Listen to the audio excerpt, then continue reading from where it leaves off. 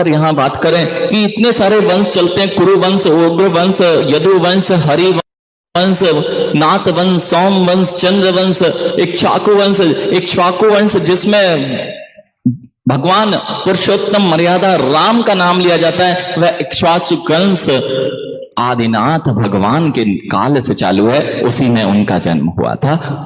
इतना ही नहीं, जिसे यदुवंशी आप कृष्ण के नाम से जानते हैं, नेमिनाथ भगवान के नाम से जानते हैं, जब पूरे साहित्य को खोल के देखा जाता है तो हरिवंश पुराण, पद्म पुराण आदि में इन वंशों का वर्णन है। जिस जगह को, कुरुक्षेत्र को आदिनाथ भगवान ने जिन राजाओं को सौंपा था, वे कुरुवंशी कहलाए।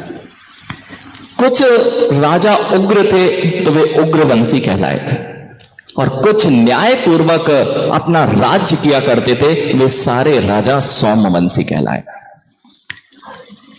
भगवान आदिनाथ के पुत्र भरत, और भरत के पुत्र दो थे, अर्क कीर्ति और भगवान बाहुबली। भगवान बाहुबली के पुत्र थे सोम कीर्ति। सोम कीर्ति से सोम वंश चला, और अर्क कीर्ति से इस धरा पर सूर्य वंश की स्थापना हुई।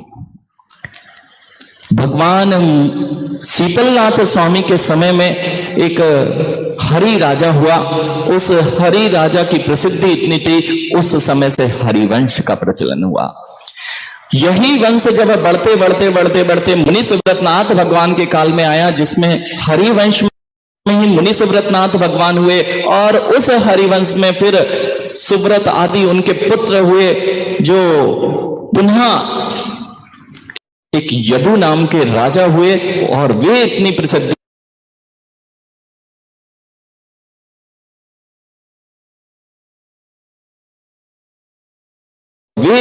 प्रसिद्धि को पाए कि मुनि सुव्रतनाथ भगवान के काल में यदुवंश का प्रारंभ हुआ।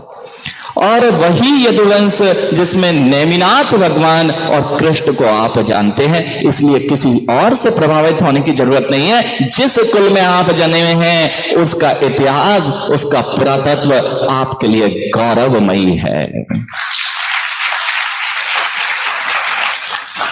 अगर आप लिस्ट देखें